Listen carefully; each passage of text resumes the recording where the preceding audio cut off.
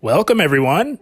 In this video, we are going to be diving into my top 5 best teams for the Holiday Cup.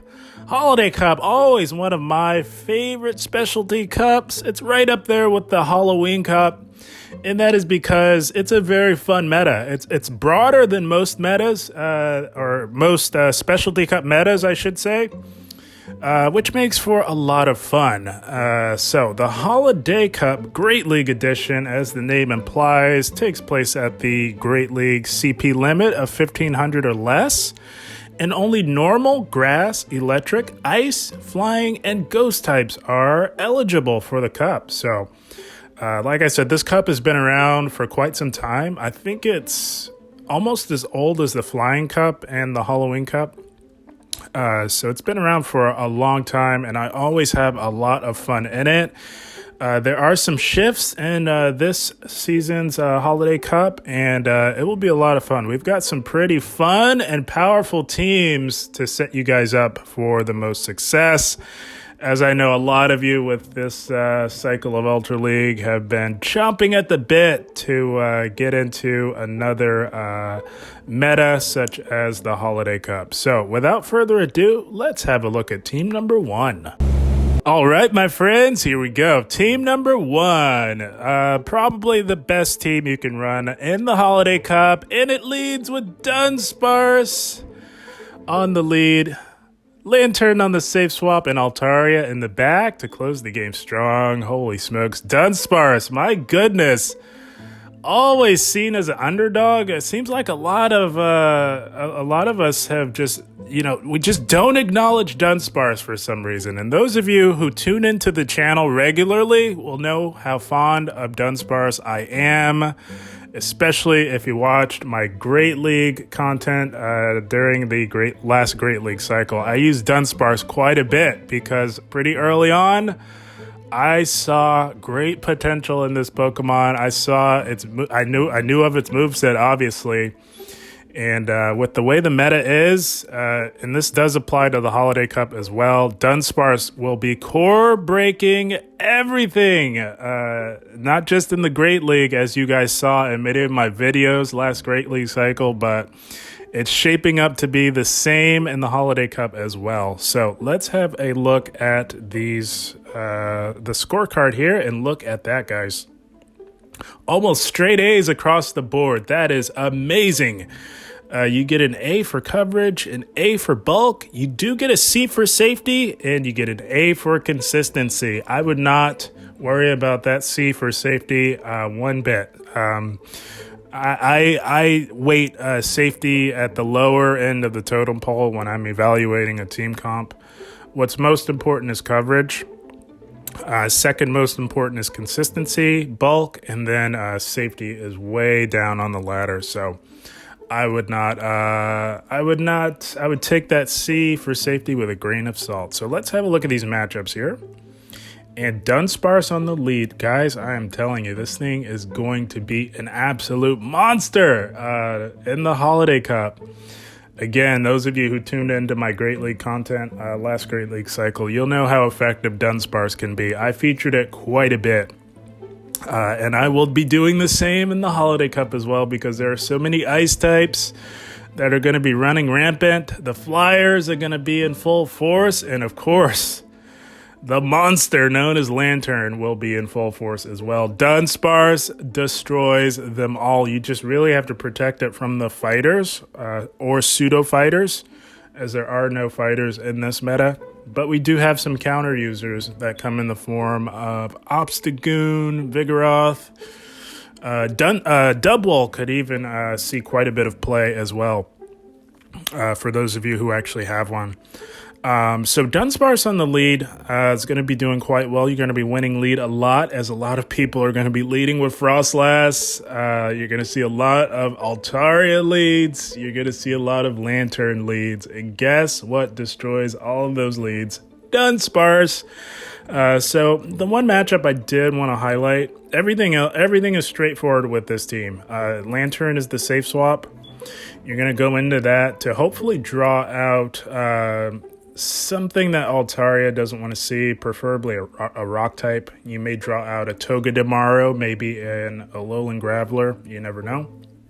But Lantern is very safe on the safe swap. But I did want to go over the Abomasnow matchup because as you can see, it's saying that Abomasnow has can beat every Pokemon on this team, and that is true, but that applies only to the one shield scenario. And if you encounter it with Dunsparce on the lead, that's going to be in the 2 shield. So you can rest assured that you will be doing quite well against Abomasnow if you were to encounter it on the lead. But everything else pretty straightforward. Any fighter, or excuse me, any counter user, you're going to be getting the heck out of there. And enter your Lantern and playing on from there. But just about everything else, guys, Dunsparce is going to be such a powerhouse. You can absolutely stay in on and do quite well. So very straightforward. That's the beauty of this team. It's quite simplistic, yet wildly effective.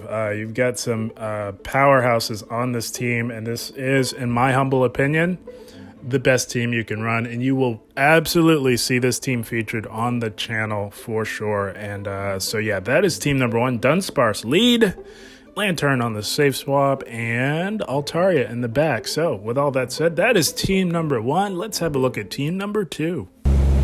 Okay, here we go. Team number 2. Another very, very powerful team for you guys to run in the Holiday Cup. It leads with Altaria on the lead, Lickitung on the safe swap, and Aurorus in the back to close the game strong. Lickitung has kind of fallen off a little bit, especially in the Open Great League, but with the limited meta, it's going to see a lot more play. That bulk cannot be denied. Lickitung is still an absolute monster.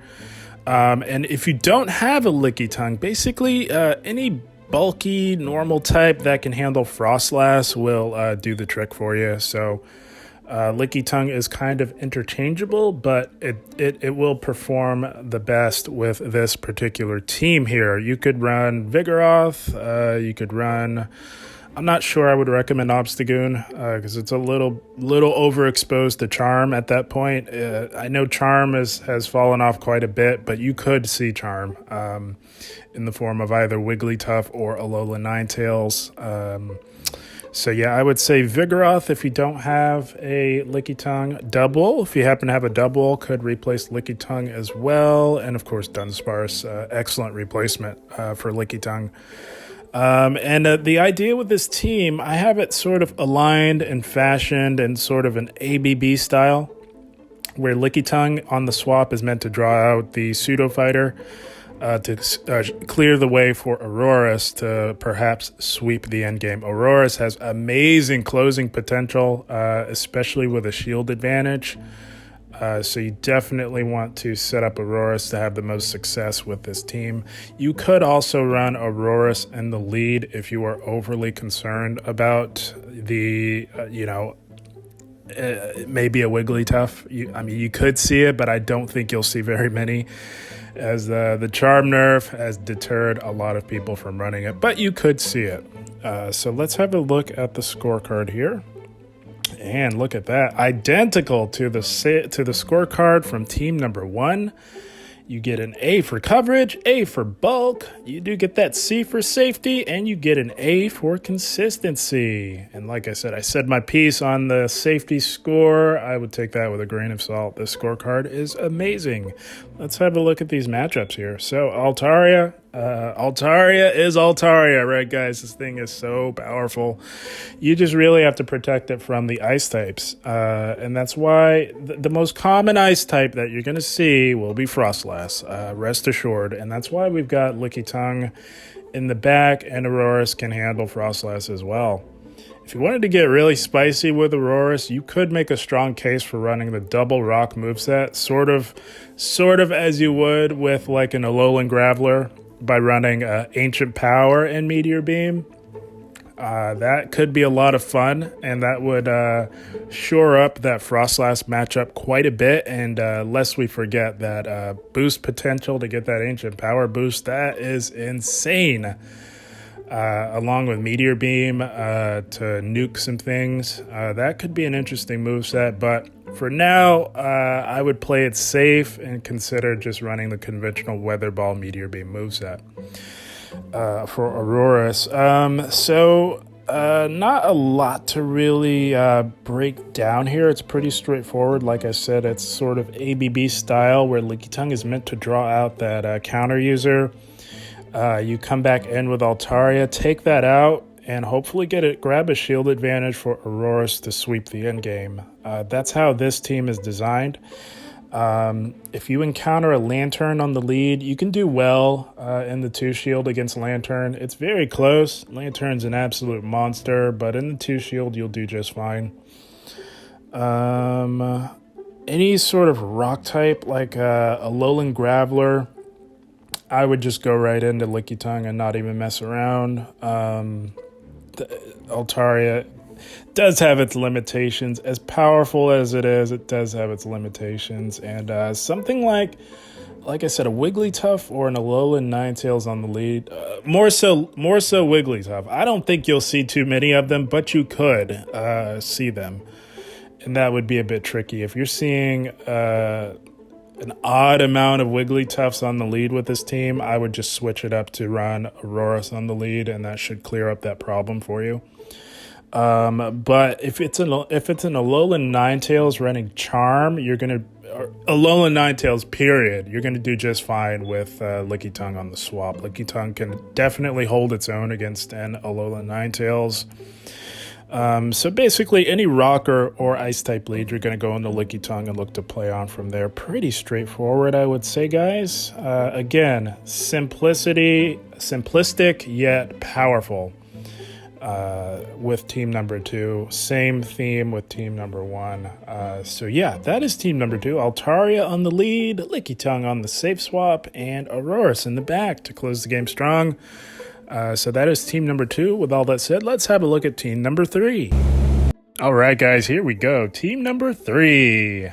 Very strong and powerful team for the Holiday Cup. It leads with Frostlass on the lead, Dubwool on the safe swap, and Lantern in the back to close the game strong. This team, Lantern and Frostlass, make for quite the pairing, let me say, guys. This is going to be a powerful core to run. Frostlass going to be quite powerful on the lead. You just have to steer clear of the Lanterns, I would say. And you're not going to see too many opposing ghost types that run Shadow Claw. You could, but you've got the coverage for it in the back.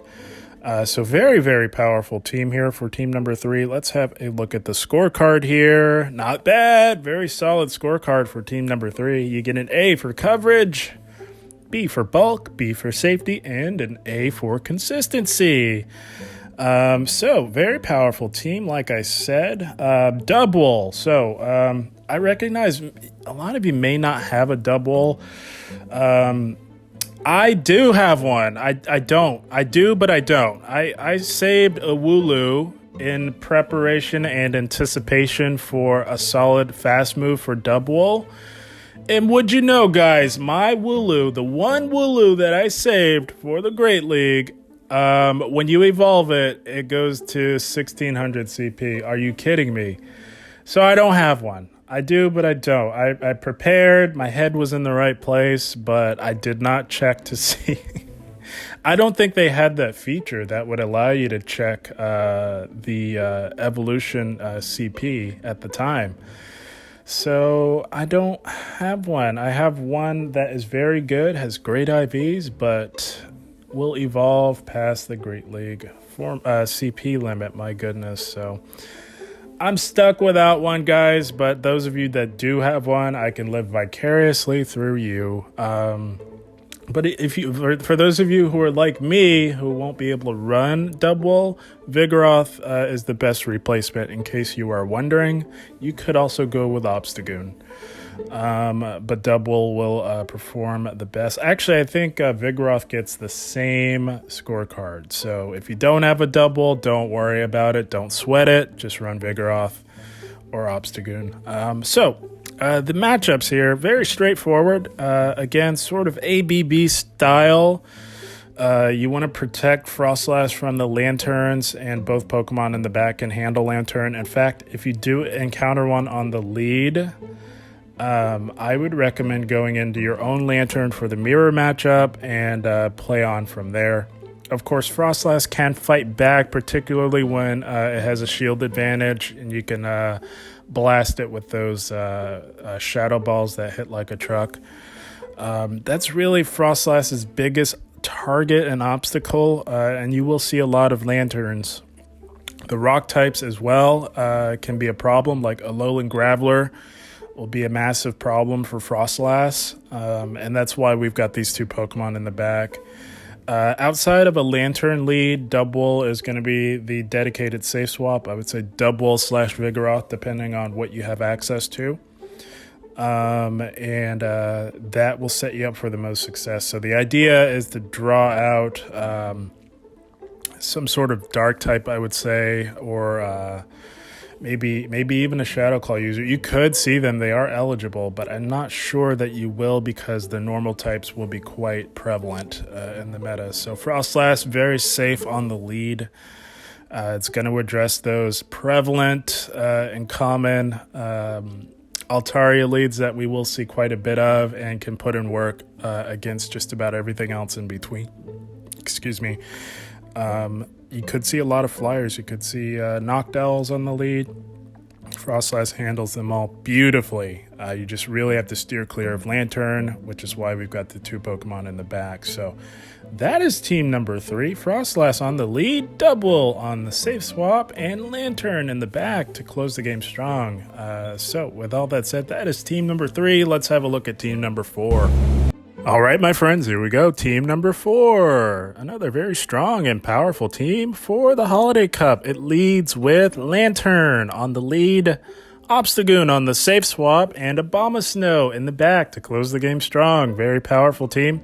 Lantern is sort of your anti-counter user, as it does beat all of the counter users or Pokemon that have a fighting type fast move in this meta. So if you catch one of those on the lead, you're going to stay in and do just fine. And Abomasnow in the back, going to be quite powerful, handles those flyers like you wouldn't believe, as well as opposing lanterns, but we'll get into that when we look at the matchups. Let's have a look at the scorecard here. And not bad. Identical to team number 3. You get an A for coverage, B for bulk, B for safety, and an A for consistency. Very strong, solid scorecard for team number 4. Let's have a look at these matchups here. Lantern on the lead. Going to be quite powerful, as we can see here, guys. Holy smokes. It wins a lot on the lead. So you really just want to steer clear of Abomasnow. Or basically any grass type, but Abomasnow is going to be the most common grass type that you will see. Obviously, much like Swampert, Lantern does not like grass in the slightest bit. Although it can tank a grass move much better than Swampert, I would say. So that's why we've got a counter user in the back to handle Abomasnow. Again, that's going to be the most common grass type that you will see. Dunsparce on the lead, again, as we know with team number 1, guys, going to be a problem for Lantern. Although Lantern can hang in there, Dunsparce doesn't hit particularly hard. That's the saving grace there, but you're not going to hang around there for too long. Chip it down to about 50% health, and then make the play into Obstagoon. Obstagoon is the safe swap on this team. Yeah, pretty straightforward. It's going to be very powerful. You're going to be winning lead a lot with Lantern, but the problem is that you're going to be running into a lot of mirror matchups. So I would try and get off a Thunderbolt and then make a play into your Obstagoon. That gets the Lantern into a comfortable health range for Obstagoon to take over the steering wheel, I would say. Lantern handles the Frostlass leads quite well. Altaria, I did want to go over. That could be a bit tricky. Of course, you do have Abomasnow in the back for Altaria, but Altaria with the bulk and the Dragon Breath can be quite the handful to handle, I would say. You can play out the zeros and do just fine, but then you're compromising the health on your Lantern quite a bit. The way I would play it is the same way I would play it against something like a Dunsparce. Get off that big Thunderbolt. Does about 40%-ish health damage to Altaria's health, and that, again, makes it much more manageable to pivot into your Obstagoon and play on from there. You'll likely draw out a Vigoroth. That's what you kind of want to do.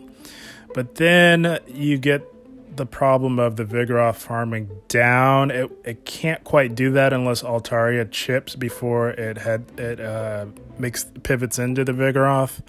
So it's a bit tricky. Try your best with that Vigoroth swap in. The goal is to leave that Altaria lead matchup with enough health to where Lantern can handle the Vigoroth. And if it comes down to it, depending on where the Vigoroth's health and energy is, Abomasnow can clean it up. So that's how I would play that. Everything else pretty straightforward. Lantern does quite well on the lead, wins a lot. If you see an Altaria, you can grin from ear to ear. You're going to do just fine against Altaria. You're going to do fine against Frostlass as well. So that's about it. I don't want to make this video too long. Guys, I could go on for days breaking down team comps for you, but I don't want it to be too long. Everything else pretty straightforward.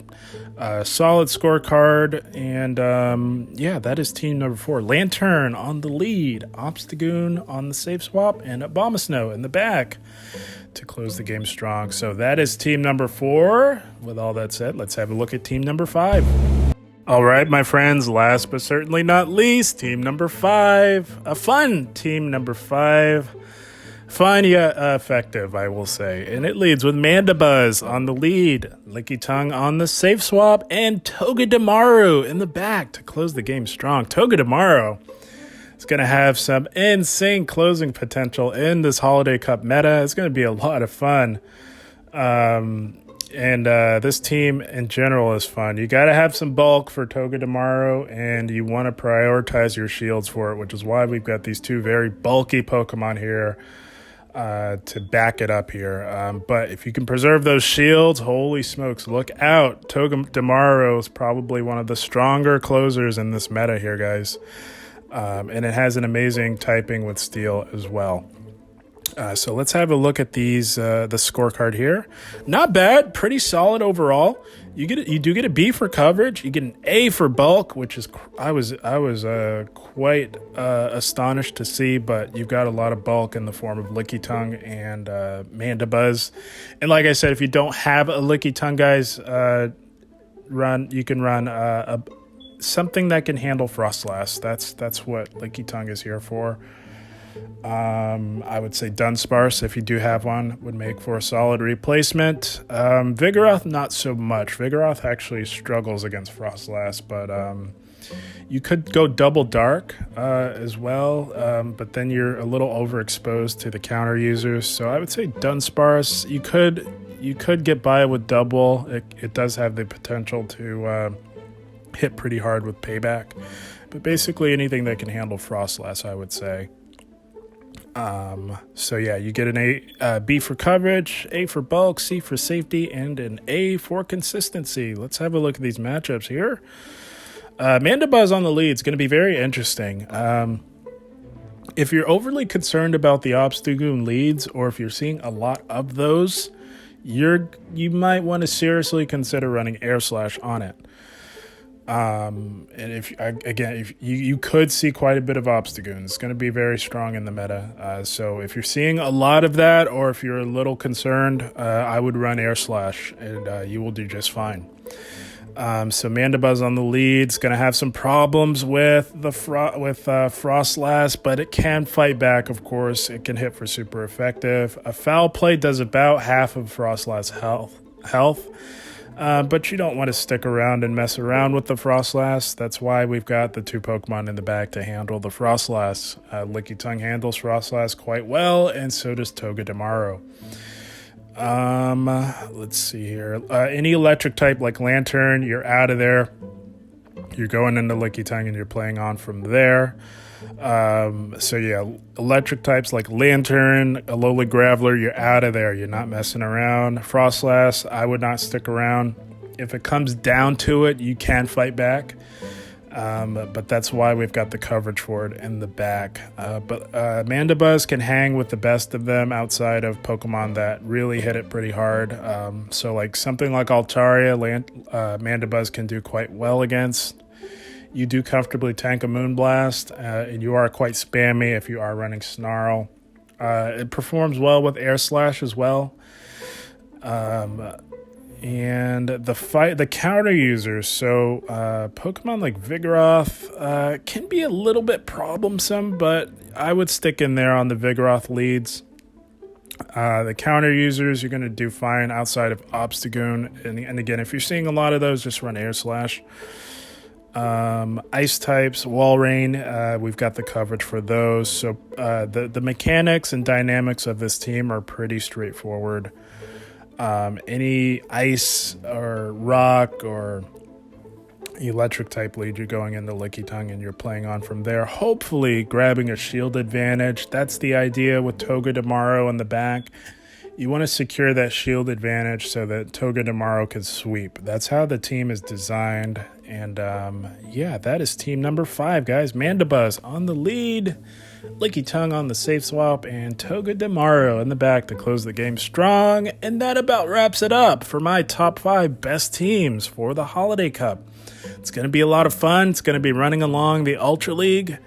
And I know, like I said, a lot of you have been chomping at the bit to get out of this Ultra League meta here and into something that you may have Pokemon for. So very exciting. I always have a lot of fun with the Holiday Cup, and I don't see it being any different this go around. But guys, I had a blast. I hope you all enjoyed. As always, I thank you for watching, and keep up the grind. Thank you, guys.